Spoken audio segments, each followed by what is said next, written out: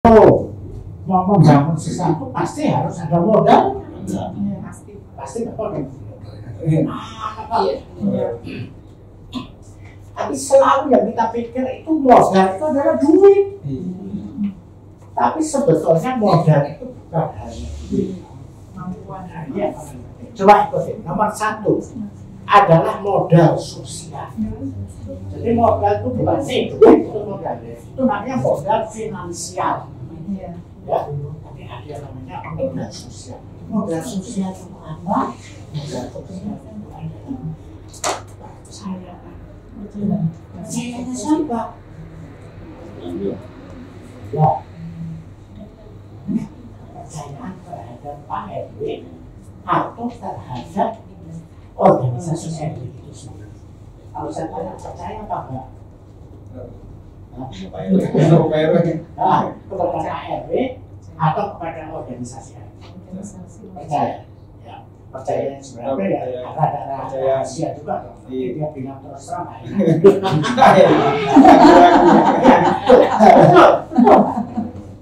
Tapi harus makanya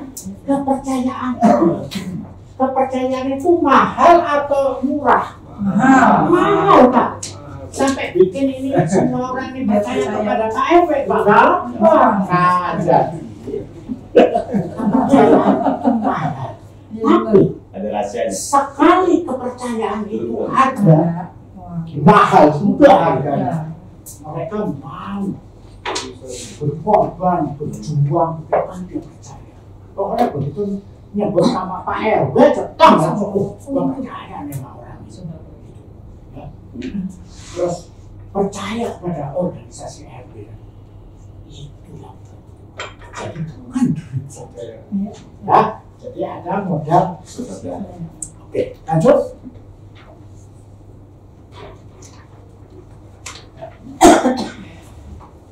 Modal fisik. Modal fisik itu apa? Misalnya di daerah kita atau di RW yang lain. Pak RW saya itu modal fisiknya apa? Habis kita tempatnya agak di pinggiran, jalan-jalan masih jelek, ininya juga jelek, di sekitar situ nggak ada pertokoan, sehingga kita suruh cari duit juga susah, dan segala ada. Tapi ada yang modal fisiknya bagus. Di daerah kita lumayan sebetulnya. Kita tengah kota, toko-toko juga banyak, ini banyak. Mungkin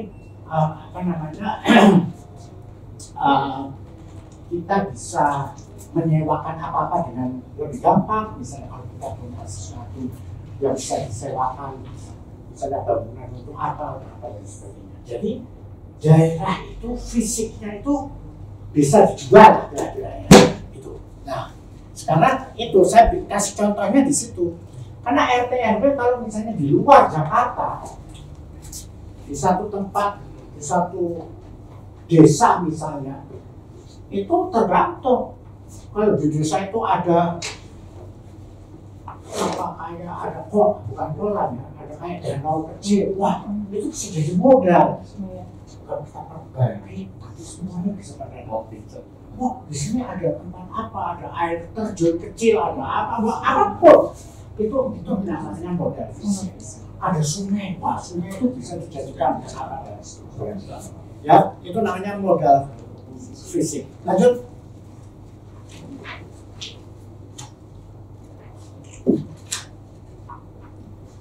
Nah, terus ada jembatan dan sebagainya, itu semua modal fisik.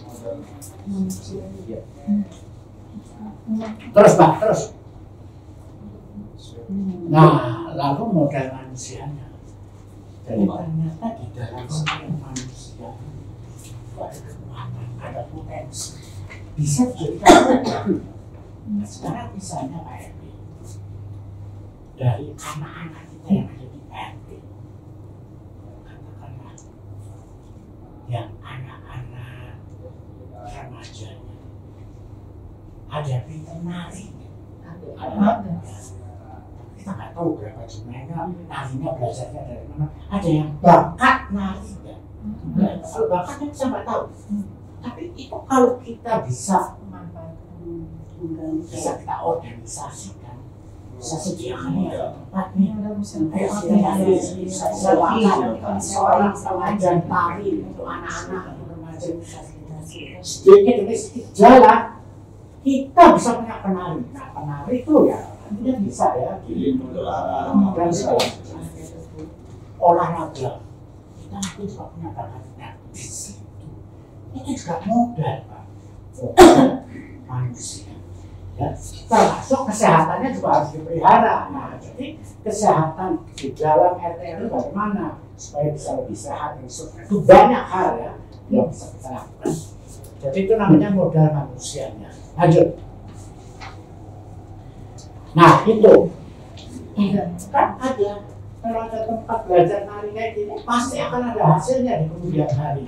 Orang ada juga dan seterusnya. Itu adalah modal. Ya lanjut. Lanjut. Ya oke, ini mungkin terus saja. Dibaca sendiri aja. Nah, langkah-langkahnya bagaimana ini ya? Coba ini sekarang saya kasih tahu. Satu, ayo silakan. Lanjut. Nah, langkahnya ya. Satu, kalau nanti dipelajari di rumah ya sendiri. Satu, adanya kesadaran. Jadi yang paling penting apa? Kesadaran dulu. Artinya apa ini?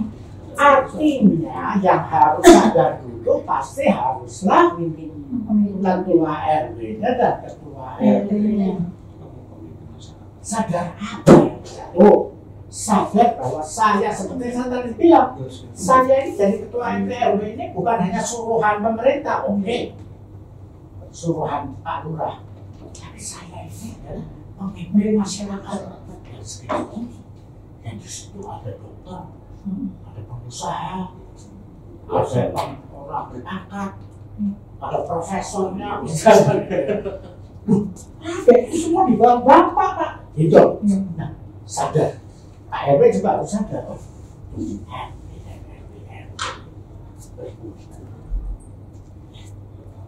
sadar. Nah itu dulu menyadarkan kita. Kalau udah bersama-sama, Pak RW sendirian. Kasihan kalau Pak RW sendirian.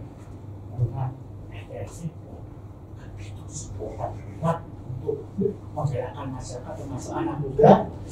Anak muda itu kalau digerakkan hebat sekali, tapi bagaimana? Kan harus kuat, Pak. Baru Bapak mencari ya, beberapa tokoh di kota aja langsung Bapak datang sini sama RT.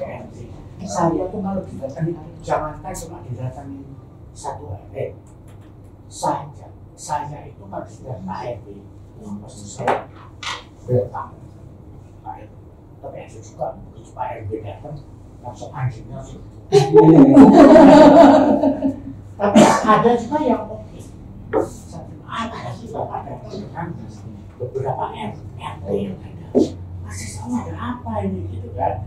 Terus apa kita bikin musyawarah apa Bapak Bapak wakilnya bisa sama tahu saya tertarik nanti tokoh lain tertarik terjadilah itu dan nanti Bapak bisa mendapatkan teman bicara yang sana orang kaya, yang sana orang pinter, yang sana orang puasa, oh itu semua ada di tangan Bapak. Itulah kekuatan RT. Oke, ya lanjut. Nah terus habis itu nah ini sekarang tapi kepribadian RT RW itu juga harus dirubah, Pak, untuk bisa berperan seperti itu. Bagaimana menyangkut kepribadian? Emang kepribadian saya jelek, bukan jelek, tapi kita belum menyiapkan. Kita tidak siap. Coba menyiapkannya gimana? Coba ayo mari kita lihat. Kepribadian harus kita perbaiki, Pak. Ya, nomor satu. Kesadaran tadi ya. Nah, kesadaran berarti harus dipikirkan, Pak. Nanti kalau Bapak mau tidur, ya, satu kesadaran dulu ya. Terus kemudian pertanyaan-pertanyaan ini kita bertanya kepada diri kita sendiri, gitu ya. Nanti kita jawab, ya. Misalnya Itu misalnya ya, Bapak Ketua RT mikir, impian saya ini apa sih? Masa cuma segitu aja impian saya, cuma ngikutin Pak Lurah? Enggak dong, pasti dong. Harus ada impian, Pak. Membangun masyarakat. Karena PPR saya ini harus begini, harus ada impian. Jadi semuanya ada di sini ya. Oke, lanjut. Nah, sampai akhirnya citra. Citra diri. Citra itu apa? Citra itu adalah penampilan. Coba, Bapak coba. Alah, saya kan ketua RW udah begini. Oke, tapi Bapak itu suatu ketika harus menemui tokoh-tokoh itu misalnya. Pada waktu menemui tokoh, saya harus seperti apa? Nah itu ini ada tipsnya ya, citranya ya, misalnya pakaiannya harus gambarnya. Belajar sendiri. Di sini ada semua ya petunjuk-petunjuknya. Saya tidak akan uraikan satu persatu, tapi lanjut.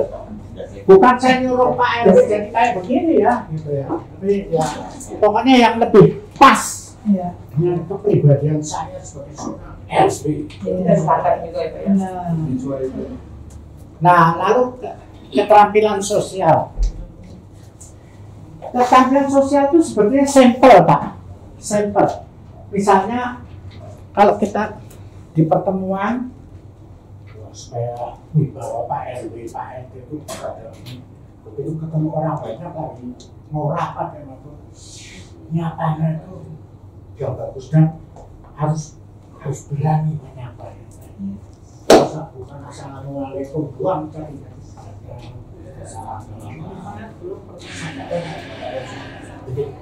Jadi ini baca aja nanti ini di sini ya. Terus lalu tidak boleh kalau rapat semua udah datang dia baru paling belakangan.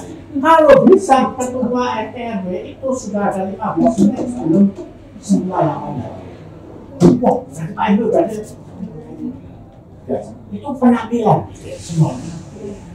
Terus tidak boleh mengeluarkan kata-kata yang mematikan. Kata mematikan itu artinya apa? Baru mulai dengan satu kata, katanya sudah membuat orang loh, bagaimana caranya? Belajar sendiri, kita juga masing-masing tahu kata-kata apa yang menyebabkan orang lain tidak baik. Atau sebaliknya, kata-kata apa yang membuat orang wah menjadi semangat. Terus semua ada di sini. Silakan baca ya. Lanjut. Nah, sekarang yang namanya penelitian khusus untuk ini penelitian saya itu kalau Pak RW atau Pak RT bersama-sama dengan Pak RT RW, ayo kita kembangkan yuk RW RT RW kita yuk. Kita harus tahu dulu di RW kita ini ada apa, ada siapa, apa kemampuannya, terus masyarakat ini biasanya masalahnya apa, kan masih banyak kan Pak? Iya. Itu yang namanya penelitian. Jadi kalau mau ada apa-apa tuh harus kita teliti dulu dong. Kayak orang tentara mau perang ya dia harus meneliti dulu nih medan perangnya kan gitu. Nah ini juga di sini silakan nanti baca. Ya. Ada cara meneliti masyarakat kita sendiri secara cepat. Karena kalau Pak RW dibilang Pak